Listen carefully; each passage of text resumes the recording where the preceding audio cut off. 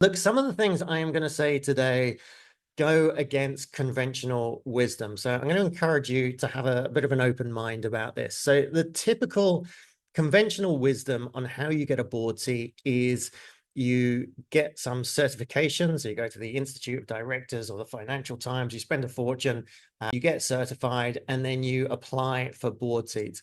Let me know in the chat, has anyone managed to do that successfully?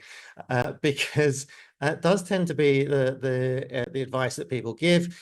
In my no, someone suggests, okay, that's very rare. In my experience, that hasn't actually worked for most people.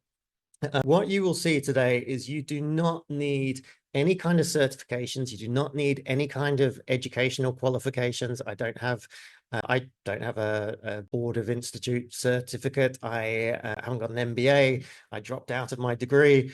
You don't need any of those things. And also, we kind of have a concept at Veblen, which is you don't apply for board seats, you create them.